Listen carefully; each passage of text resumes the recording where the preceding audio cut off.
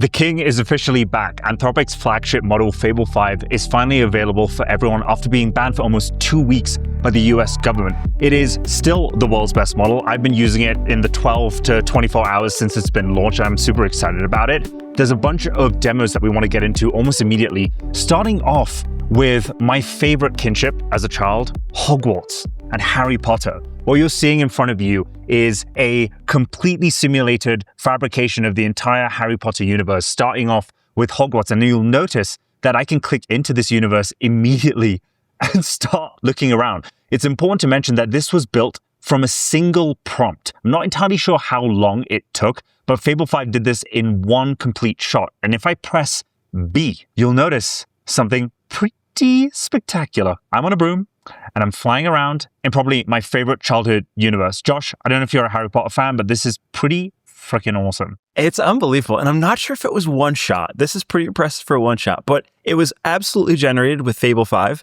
And it's a testament to how impressive the model is and how happy I am that it's back. Thank God. Holy shit. It's been a long couple of weeks without it. Yeah. I mean, what's most amazing about this, I find, is that not only is it able to generate the map of Hogwarts, but it's able to generate the unique pieces. Like you just went into the dining room. This is the Weeping Willow tree. It has sound design built into it. It understands the physics and the scaling of the way things should be built. And look, and now you're going over to play Quidditch. And it's this unbelievable awareness of the world and this unbelievable ability to generate these visual elements. This is so amazing. The fact that you're playing this in your browser just by someone who prompted the Fable a couple of times and then deployed this. And you could see it's pretty accurate. You have Hogwarts, you have the dining hall. Everyone has Fable until July 7th, I believe the day is, in which the limits get subscriptions. Unpaid subscriptions, and then the limits change a little bit, and this is subject to change as always. But currently right now, you have about a 4 to 5 day window to really play around with this as freely as it's likely ever going to be. The intention of showing this demo is to showcase that the possibilities of what you can make with this model really are pretty much endless. And I think the challenge to everyone now is, now that there is this model that's out that's truly unbelievable in capability relative to anything we've seen, it's to go out and actually try unique and fun things. I would have never thought to go off and make a Hogwarts game that I can go and play. I mean, traditionally, you buy this game. I have a Hogwarts game that I bought for $75, $80 on Xbox to play around with. So what types of difficult challenges do you have that you'd like to try and that you never thought were possible? And those are the things that I would encourage trying out with Fable 5. Really amazing model. Very cool. You can see here, the second demo, this is all about physics and the physics understanding, and it shows it on a relative basis compared to the other models. And it's just so far superior in its understanding of the worlds of physics. So a lot of these are visual examples. It does really well on basically all other types of work. So that's the thing, is just try it out, see what you can do. I love this intro post that they shared. Fable is back, and it's now showing, and the whole sign lights up, and it's man, we are so back. So really exciting day. If you were listening to this, go try Fable, go play around with it. It is an incredible model. I want to talk about what has changed, because obviously we can't ignore the elephant in the room, which is this thing was banned for about 2 weeks. The US government specifically banned it because it presented itself as a potential cybersecurity threat across all national defense systems, which of course is very important. The TLDR of their blog post is essentially they have added further safeguards and more monitoring as to how people use the specific tool. They'll be looking at every single prompt in terms of whether it could potentially be an attack vector on the US or anyone in general. And they've been working closely with partners from Glasswing, their collective, which they set up once they created Mythos, to make sure that their defense systems are hardened appropriately against this model. That being said, there was a lot of fear-mongering around the re-release of this model. There was talks of potential KYC verification, or potentially only allowing people in the US or American-born people to get access to this.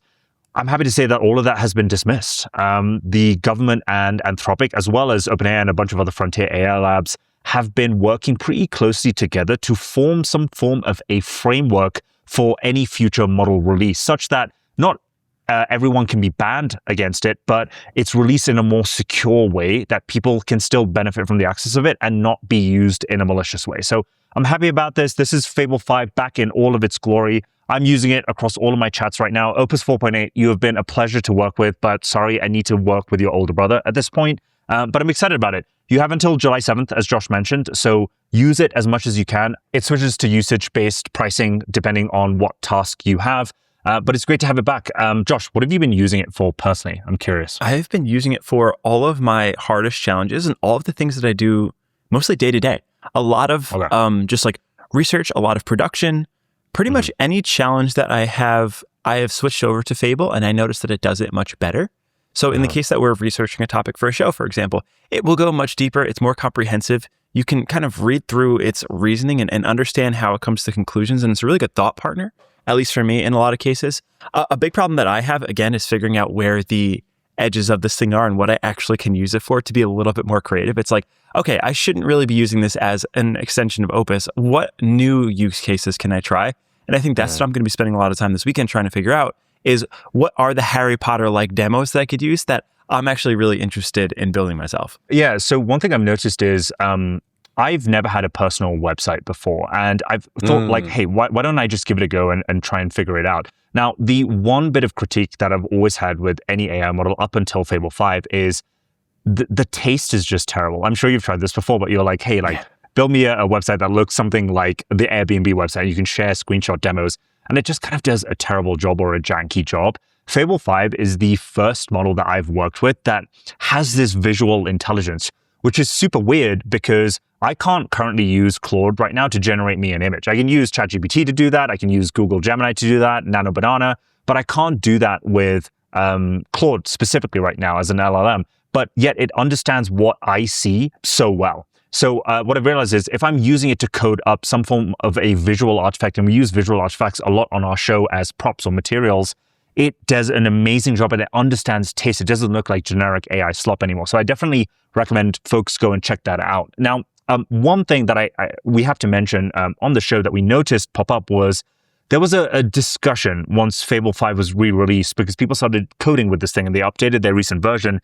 And they noticed that there was some form of they described it as a spyware-like code in Claude Code that would basically track certain users' activity on what they were using it. And obviously there's a big reason for this because a lot of foreign state-based labs, such as in China specifically, were distilling Claude models to build their own models, which is strictly against Anthropic policy. And what we got was a very quick dismissal from Derek himself at Anthropic saying that this was an experiment that we will launch to basically prevent distillation attacks from foreign adversaries. Now, if you're Anthropic and if you've been following the news, especially on Limitless, you'll know that a bunch of the Chinese open source models have effectively attained their status because they've distilled frontier models from American labs such as OpenAI and Anthropic. There was recent reports, I think this week, of Alibaba's Qwen doing the exact same thing. There was an official announcement from Anthropic. So it's good to see us taking these steps and measures to prevent such attacks. This is part of the whole safeguard approach, which is new with Fable 5. Yeah, it's a big week for Anthropic. In addition to that, they also released Sonnet 5 and Claude Science, two major releases. Sonnet 5, as everyone knows, is the kind of smaller model. It's the follow-up to Sonnet 4.6. In fact, it's priced a little bit lower than 4.6, at least for the intermediary up until August 31st. And it really is just like the entry-level model and the model you'll find that Fable probably best routes to. So when you're using Fable, sometimes it gets expensive. You're using it for very long-running tasks. Sometimes not everything needs frontier intelligence. Sonnet 5 is a pretty good substitute for it to defer and start to offload tokens and requests to. And it seems like it's just like, a solid upgrade. There's nothing exceptionally incredible about it, but it is there. It is cheaply priced and it is very strong in the parts that it needs to be. I actually really like the look of Sonnet 5 for one particular reason. Over the last week, people have been praising GLM 5.2, which is a Chinese model from the lab Jipu. And we did an episode on this, and it's a very impressive model. But my take on this is, I think American frontier labs aren't just going to sit around and let Chinese AI labs outcompete them on cost specifically. So they have the best cards to play, which is if you have the frontier AI models such as Claude Fable 5 or ChatGPT 5.6 Sol, you can just distill your flagship model into a much cheaper model. And that's what we're seeing with Sonnet 5. It does Opus 4.8's capability, but at a fraction of the cost. And so I think we're going to see this trend continue until we find that perfect medium in between, how cheap GLM 5.2 is and how expensive Fable 5 is. And people will just stay within the Claude ecosystem. And I think it's a smart approach, and I'm happy to see it. But you mentioned Claude Science as well, Josh. Super cool, yeah. As a former bio nerd that did, a 4-year biology degree and spent a lot of time studying genetics, I wished I had this tool. this is basically the co-pilot for any kind of scientific research that you do. It's a model that basically is fine-tuned and built to evaluate scientific primary research, help you do all your data analysis, and it's been used across a ton of different things. I mean, if you look at this guy called Andre, who has been playing around with Claude Science, he installed it with Ligand AI, which is basically an MCP tool, which basically allows him to analyze different molecules. One of the big things when you're kind of figuring out whether an antibody or a molecule is good enough to fight a disease is you need to know whether it can attack a specific active site, which is like basically the vulnerable site of a bacteria or virus or whatever that might be. And this system with Claude Science basically helps you identify it de novo, which is like super cool. Yeah, I think this is probably the most interesting and exciting release of the week. Granted, Fable 5 already released, so we're just doing it again. But Claude Science, you could think of it kind of like the way that Claude Code is intended to support engineering. Claude Science is intended to support science, and that's all of what this is about. It integrates a very specific set of tools. It allows you to audit the outputs. And Anthropic is actually using it. They announced that they're using it to pursue their own drug discovery programs for some rare neglected diseases. And people have been using it. The Allen Institute now completes 100+ page literature reviews that would previously take up to 2 years. And then some analysis now run in 1/10 of the time of what they previously did, thanks to this new software harness that they've introduced for science-based purposes. So when you combine a model like Fable into a harness like Claude Science, you get some pretty amazing technological innovation, or at least the opportunity to do so if you are feeling so inclined to through people who just like are involved in research in general. So I think this is super exciting for the science world. I think we're going to see a lot of really interesting things coming from this. And that moves us on to our next topic, which is science related from Meta. Believe it or not, the metaverse company that was supposed to make metaverse, they were also supposed to make AI. Well, it turns out the thing they're releasing this week is biological based, and it is a brain to text decoder. What is a brain to text decoder? Well, basically, topologically, they put some electrodes on your head, and correct me if I'm wrong, you guys, but they have actually managed to hit 61% word accuracy versus 8% for previous non-invasive methods. So they're basically able to go into your brain, detect which neurons are firing, and then derive a series of words that you are meaning to say without actually saying those words. It's essentially reading your mind. Is that right? The best part about this is they only did this with 9 volunteers, 9 people. No, not even double digits. And they trained this model on basically 22,000 sentences. So comparably, if you look at like an LLM, which is honestly, the frontier LLMs like Fable 5 are upwards of like 15 trillion parameters, and they use a ton of compute. This is a small model in comparison, but it's equally so powerful. They basically are able to interpret different brain signals and convert that into text or words. The reason why this is so important is, well, firstly, there's the medical side of things. We've spoken about Neuralink quite a bit. This is kind of Meta's answer to that, at least in the initial types of research that they're doing.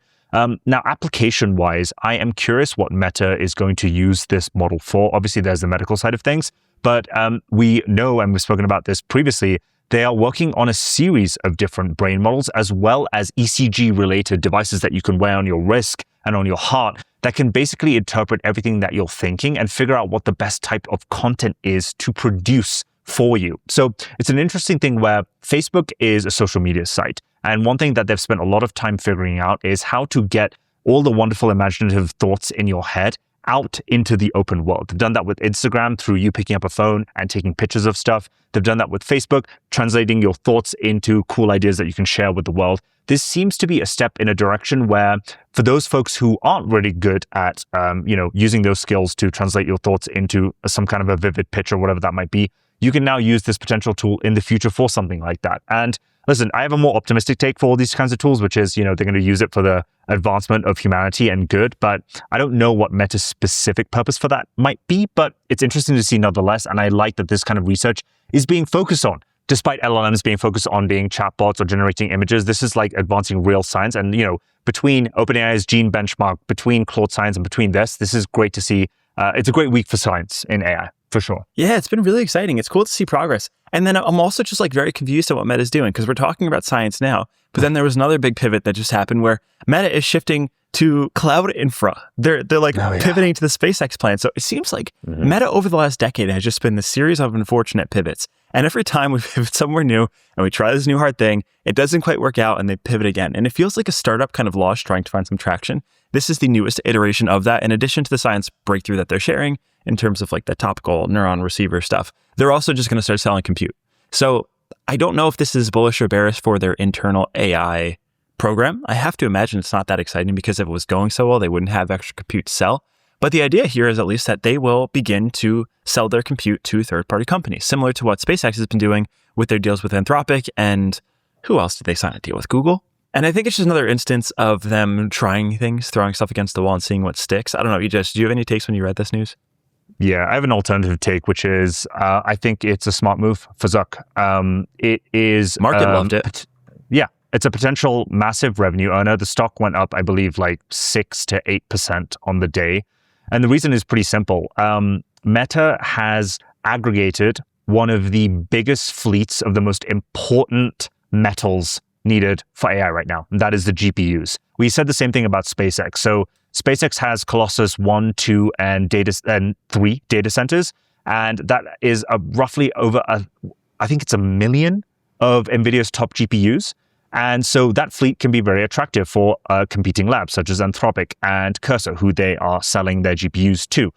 Meta saw this and thought, that did pretty well for the stock price. Let me do the same over here and bring some money in to justify additional AI CapEx spend for future years. So I think this is a strategic move from Zuck to do this.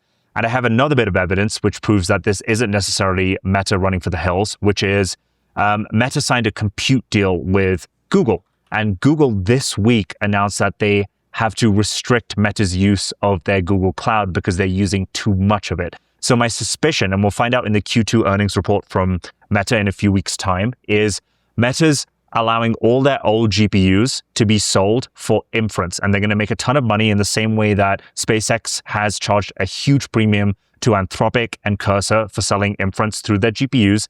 Meta's going to do the same, make a bunch of money from that, and save all the Vera Rubins and the newer GPUs to train future Meta models. And we reported, I think, 2 weeks ago that Meta is working on a potential Mythos-level model that's going to be available 9 months from now. I know that's kind of late, but I still think they're in this race. They're just very, very, very far behind. Well, hey, all the power to them. I hope they figure it out. Now, we should probably pivot over to someone who has figured it out mostly, which is OpenAI. And we recorded an entire episode on this. They released 5.6 this week. If you haven't listened, I would highly advise going to check out that episode we recorded. The update now is that it's still not live. And by the time of reading this, that might have changed. By the time you're listening to this, hopefully that's changed. I think everyone's really excited to get their hands on it. But they have not met the same fate that Fable has just yet. So they have Sol, Terra, and Luna, all associated with GPT 5.6.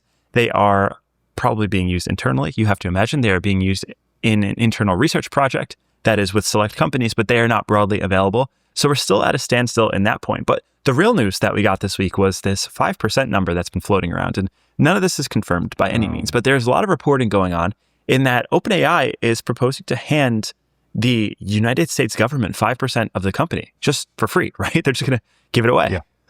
Yeah. I was going to bed last night and I thought we had our agenda all prepped and ready, Josh, for today's roundup. And then I saw this breaking news from Financial Times, which basically says that Sam Altman is reportedly shopping 5% of OpenAI to the US government to take ownership. And the craziest part about this is I don't think he's even requesting an investment. He's just kind of like handing this over for the good of the world. And if you want to know some context as to why he might be doing this, I think there's two perspectives of this. Perspective number one is Sam believes deeply that governance and national government should be involved in how these AI models are shaped. And we know this because in an earlier blog post from Sam, I think about 1.5 years ago, he said this. He said it might actually make a lot of sense for the government to take stakes in major AI labs. The reason for this is, as we've seen with Claude Mythos and Fable 5 being banned, it is incredibly important that the government gets access to these models pre-release so that they make sure that it's not a cataclysmic threat to government security systems and whatnot. So it seems to be a good perspective from that side of things. But on the other side of things, this could be Sam using a chess piece to basically get a political advantage when it comes to writing policy frameworks. As we know, Sam's been heavily involved in lobbying certain governments and laws in terms of making frameworks more favorable for OpenAI's types of models. We see other AI labs doing the similar types of things. If you were a critical person of Sam, you might think that this is the move that he's making. it's kind of weird. I don't know how I feel about the whole nationalization of the AI movement, but it certainly seems to be the trend that we're moving towards currently. Well, I like the fact that it was at least voluntary. This was presumably not forced. They're offering this up. You have to assume, I mean, again, these are all reports. Nobody knows what's actually going on. But the idea is that they would just make a generous donation to the United States government. And this makes sense when you look at it in terms of alignment. It's like, what is the most pressing issue that a lot of people are very upset about right now? It's AI and the downstream effects that they think it's going to cause on their life. They're scared. They don't understand. They have no vested interest in this. And I think giving everyone even if it's a small amount of vested interest in the success of these companies is probably net good.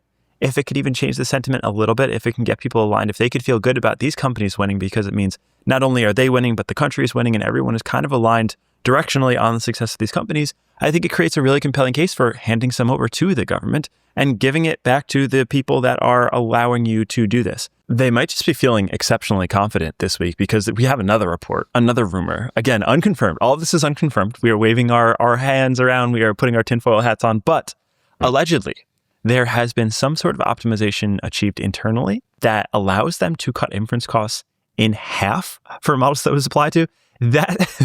That's crazy because half of the costs on hundreds of billions to trillions of dollars is not marginal. That is a pretty serious innovation. So what is going on here? Etched, is this even possible?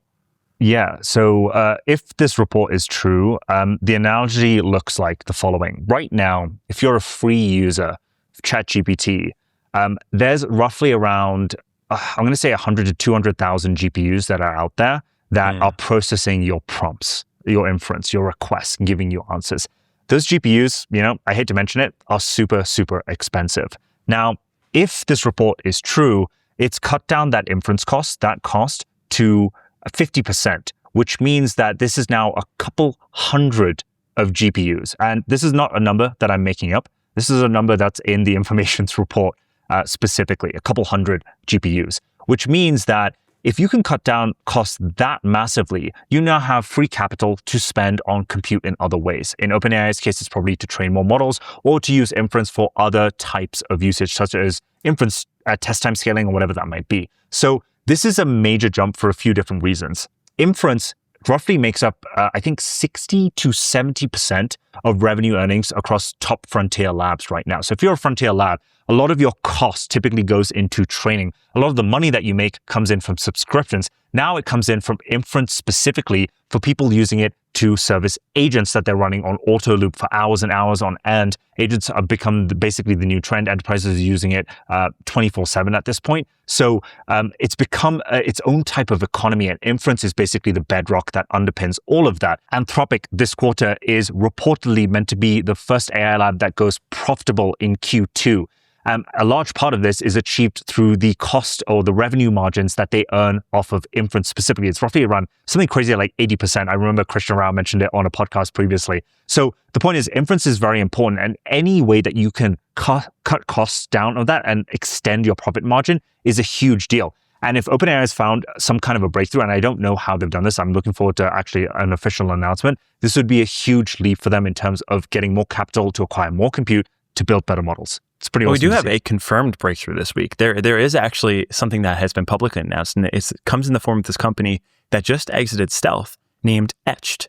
And Etched, I saw the post and I was like, oh, all right, cool. It's like another one of those things. It's like they think they're going to change the world and they're going to solve the GPU problem and tokens and price per watt, and they're going to solve all the efficiency gains. And I was like, absolutely not. These guys are like in their early to mid 20s. They have no experience doing this. Surely this is just another one of those things that is a headline and then it devolves into nothing. But I started to read about what they were doing, and I started to listen to a few of the podcast episodes that these founders were on.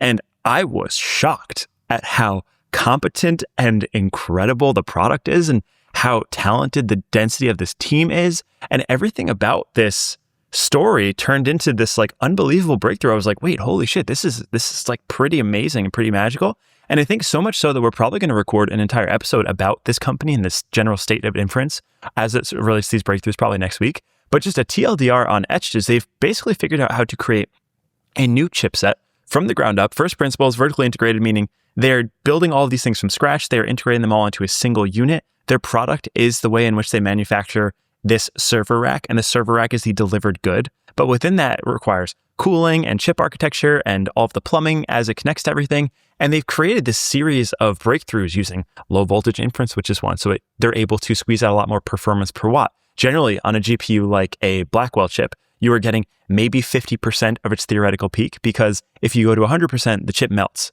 So being able to squeeze more tokens per watt is a really impressive thing. They figured that out. They figured out a memory problem where normally you're constrained to the memory on a chip. Well, they've constrained it to the memory of the cluster. So the cluster becomes one single coherent piece of memory. And there's a series of these breakthroughs that they've kind of discovered that were really impressive. And then you look at the team and you're like, oh, wow, everyone on this team is like shockingly competent and have been working in the industry for many, many decades. In fact, I think the youngest people are the founders. So Etched seems like a grand slam. Stay tuned. We're going to have a lot more to say about this company. It was shocking. It was really cool to see this week. Well, just to kind of like sing their praises a bit more, these guys have raised, I think, $800 million, but they already have $1 billion worth of orders for a chip that currently doesn't exist yet and is currently going to go live by the end of the year.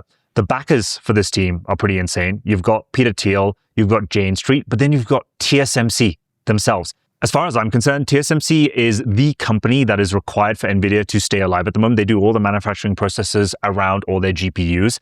And TSMC taking an equity stake in a competitor to NVIDIA in the first instance, as far as I'm aware, is a huge deal. Now, you mentioned what the breakthrough is specifically. I think when we talk about other companies that have made inference-specific chips, because I'm sure you're thinking about this, listen to this, we've spoken about Cerebras that went public in a huge IPO about a month ago. They created an inference chip, and it was the size of like a couple of plates or something crazy like that. Their breakthrough was effectively designing a chip that would allow your AI models to work incredibly faster, but it would use a lot of power. It was quite expensive to use. The difference with this chip that Etched supposedly is going to create and release at the end of this year is it uses low voltage, which means that it uses 75% less power for the same amount of inference output. That's the breakthrough that they've made. And if this company can pull it off, and like you said, Josh, it's like a bunch of Harvard dropouts, this would be an incredibly competitive threat to NVIDIA. Because as far as I'm concerned, NVIDIA is focused on general purpose GPUs, which are used for training specifically. But the inference market is pretty open to anyone and everyone. That's why you see Cerebras, Grok, and now Etched come to light. So it's pretty cool to see. It's so exciting. It's rare that a company comes around that's actually new and novel and making real breakthroughs. So I'm stoked about this company. I could not be more excited. I would love to participate. I wish they had the ability to buy some shares, because my God, what a monster of a company that's going to be. For the people who do own shares in public markets, chances are they might not have done too hot this week. The memory stocks have been getting hit. People haven't really liked this. And we have this post on screen that's had 2 million views. And there's no way that this post moved memory markets, right? I think it did.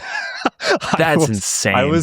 I was racking my head to try and figure out why memory stocks were down 10% yesterday. It was one of the most aggressive dumps we've seen of recent, especially after a meteoric rise in memory stocks over the last year. Pretty much is up on average between 300 to 500%, depending on which memory provider you pick. Andrew Curran is one of my favorite accounts on X. If you don't follow him, definitely give him a follow.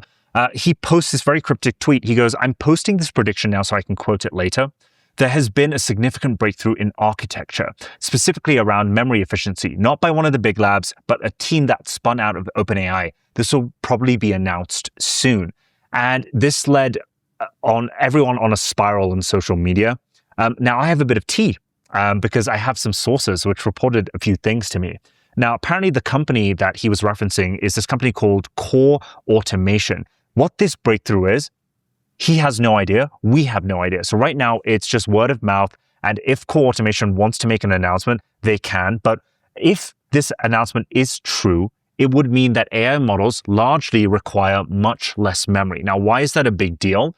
The most expensive material that is required to build GPUs and train models and inference models right now is memory. It roughly makes up around 50 to 60% of the cost. And the price per unit of memory has skyrocketed over the last year specifically. Margins on Micron's recent earnings report, for example, has hit 80%. Traditionally, this is around 30%. So the fact that it is over double this is absolutely insane. And the margins keep going up. The prices keep going up. In fact, Apple announced recently that they are lobbying the Trump administration to buy memory from Chinese companies, which is a big no-no in terms of import-export controls that Trump and previous US governments have placed. We don't know if this is going to get passed, but the point is companies like Apple need to now increase the price of their products because they can't get their hands on enough memory. So they need to end up paying more, which means they need to charge you as a consumer more. So memory is in very scarce supply.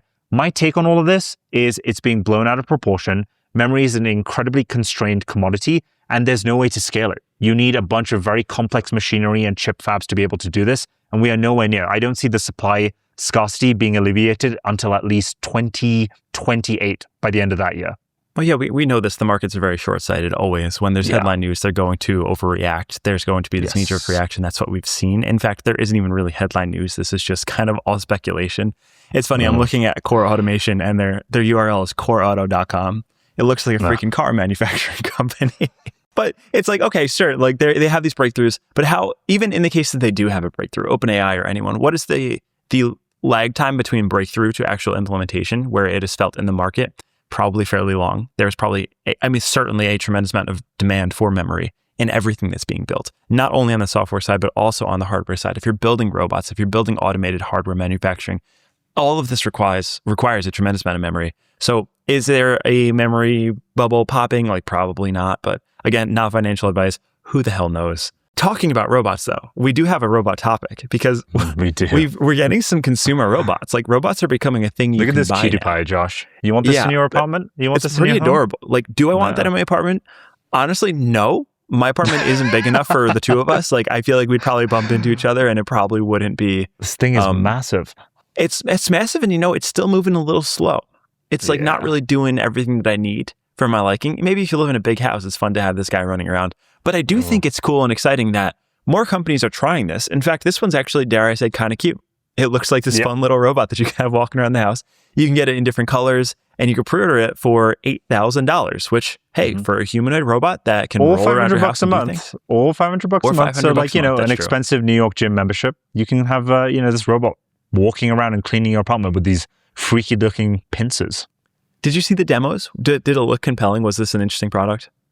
Honestly, no. It was too slow for me, and I hate the fact that I'm pointing this with my cursor right now, that it's effectively one of those old... In high school, Josh, did you have those, like, projectors where, like, sometimes your teacher rolls around on the cart? Rolls around the cart? This looks exactly like that. My number one question is, like, when you come across, like, a carpet or something, like, how are you getting over there? What, like, I don't want to have to, like, be the topple monitor where I have to, like, pick you up if you fall around. Like, how do you know where to place my clothes? I don't know. There's just a number of different questions that doesn't justify $8,000 in my mind, or even $500. But the good news is this isn't the only company that's releasing robots like this. We had Nori L2 demoed there. Less attractive robot, I have to say, more bare bones, but this is like a demo. It seems to move a little bit more agile and quicker than the previous Weave product or robot. But the fact is, a lot of American robotic startups are releasing their products now. And if you compare that to 6 months ago, it was all theory. It was all hearsay. It was all demos from the likes of Figure. You had their robots in the BMW manufacturing plant, if you remember this, Josh, and it was supposedly like operating all the controls and building cars. Now we see these robots, one, coming at a more affordable rate, and two, being applied to your home. Now, the big question is, do you want to allow any of these robots in your home right now? And can this be scaled, mass-produced? Can this be in my hands right now? The answer is still, unfortunately, no, but the target date is a lot closer. You can get these robots in a couple of months or by the end of the year at least. So, fingers crossed. I hope we're entering our robotics era, our ChatGPT era for robots, but right now I'm not utterly convinced. The pincers still throw me off. I need some hands. I need something a little more agile. It's one of those things where, like, dude, I'll believe it when I see it, man. Ship the product.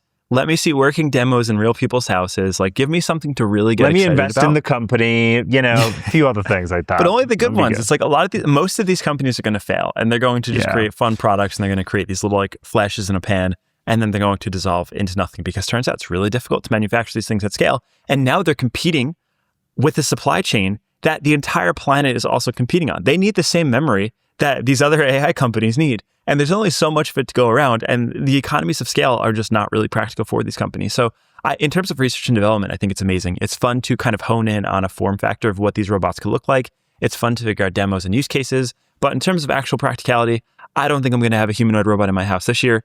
I don't think I'm going to have it in my house next year. Maybe 2028, Perhaps Optimus will be around by then. Perhaps Figure will have some cool robots by then. But it's going to take a little while to ramp up these production lines and get something that's actually viable via these economies of scale. But here's a question for you, Josh. What would be the one pain in the ass that you would definitely allow a robot to solve? That would tell you, like, you know what? I'll pay the money. I'll pay $300 a month to get this robot in my house to solve this one problem. Do you have one? You know what's funny is, like, I don't think there is a problem so large that it requires a robot. It's like one of the things that's kind of annoying is groceries. I have DoorDash and Uber Eats. They will go and shop for me and they will deliver it. Or even with Whole Foods, they have grocery delivery. You can get someone to come and clean your place once a week, and that's like a very good service, and they're going to do a significantly better job than a robot will. It's like, okay, I do laundry, but it takes like 10 minutes to fold the clothes, and it's not that big of a deal. Make my bed in the morning when I wake up. I like to cook my own food. There's a dishwasher to handle the cleaning of it.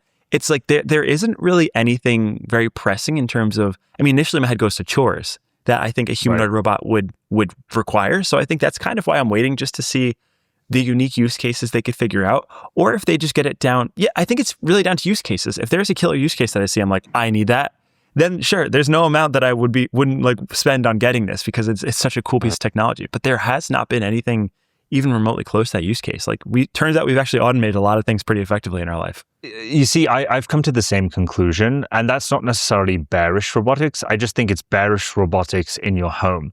I think robots applied to more industrial use cases, such as manufacturing, or maybe even food delivery, makes a lot more sense. I think like fixing that last mile delivery problem, where, like, you know, you can deliver everything to another country, but getting it to that specific address is the most annoying part, is a valid use case for robots. I think the manufacturing side of things makes a lot of sense in terms of like car automation or building whatever in the future, maybe even building robots in themselves in the future, which is what Tesla's focused on. This is what Tesla, this is what Prometheus, which is Jeff Bezos' new robotics company, is focused on. This is what Atoms, Travis Kalanick's ex-Uber CEO, is also focused on as well, right? They're focused on the manufacturing and industrial applications of robots. And I think if you were an investing type of person that wants to focus and figure out where the robotics trends is heading, I think it's in these particular sectors. And that's what I'm going to be keeping an eye on. And maybe we even do, I don't know, a robotics specific episode going forwards. If that's something that you guys are listening to and would like to hear more of, I think Josh and I can whip that out. That would be a pretty fun one to do. Yeah, let us know. Would love some feedback. Oh, I wish there was a way to participate in these companies, man. It's driving me crazy. Of all the cool companies we talk about, and every single one of them is private. It's like, oh, Etched is awesome. Can't invest. Atoms is the most incredible company. Nothing. So I don't know. Hopefully through all of this, we'll figure out a way to get access to the upside of these amazing companies. But I think that's everything. This is a long episode. If you're still rocking with us here, congratulations and thank you. You are a real one. We appreciate everyone making it to the end. The outreach for sponsors has actually been so nice and so sweet. So thank you for everyone who's reached out in terms of getting us help with sponsors, becoming a sponsor yourself. We are looking for people to help support the show so we can keep the lights on and continue to do this for longer. Yeah, so please, if there's anyone you know, please feel free to reach out. We will be happy to converse either through X or in the email in the description below. If you enjoyed this episode, don't forget to share it with your friends. And if you've made it this far, you're all caught up. Go enjoy the weekend. It's 4th of July, baby. Have a great weekend. Happy birthday, America. Happy semi-quincentennial. Yeah. Happy quincentennial year. 250 years old. Let's go. That's huge. That's huge for the gang. Like, what a country. Look how far we've come in a quarter of a century. Or no, two and a half centuries? 2.5 centuries. What do you call 1,000 Quarter years? Of a... I actually don't know. An eon? That's a question for Fable. For Fable 5. That's a Fable. So when we end this, use your cutting edge AI model to go ask, what is 1,000 years? How do we say that? Oh my God. Happy birthday to us. God. We are so cooked. Well, at least our brains that we offload to are getting smarter. Yeah. So even though we're not thinking for ourselves, I officially got smarter this week, and I'll be smarter until July 7th, until we get to usage-based credits, at least at this point. Well, and then I'll probably still end up using the usage-based credits. But that's it. Have an amazing 4th of July weekend. Hope to celebrate an exciting milestone for us. Ejaz, I'm not sure if you are aware, but we are very close to episode number 200 in Limitless, which is unbelievable. This right now, if you're listening to this, and also this is news to Ejaz too, this is episode 199 of Limitless. So we are one episode away from 200. We're going to record that probably next Monday. And that'll be a celebration. So for the people who have been here since the beginning, like seriously, thank you so much. It's been an amazing journey. Thank you. 200 in a little over a year is crazy. We're recording 4 episodes a week. And it's been, we're almost at 65,000 subscribers on YouTube, and many, many more listeners all over the world, across Spotify, Apple Music, wherever you are, rating, commenting, letting us know your thoughts. To go from scratch to this has been insane, Josh. I don't know if you have any thoughts or highlights about this. Maybe we should talk about this on the 200th episode. We might have to reflect on episode 200, so stay tuned for that one. And I have a feeling it might be about Etched, because I have a lot of cool things I want to talk about when it comes to that company and inference. So as always, stay tuned. Don't forget to share this with a friend if you enjoyed, if you find someone else that might enjoy. We have a newsletter dropping at the same time you are listening to this as well. And that's everything. So happy birthday, America. Thank you all for watching, and we'll see you next week. See you guys.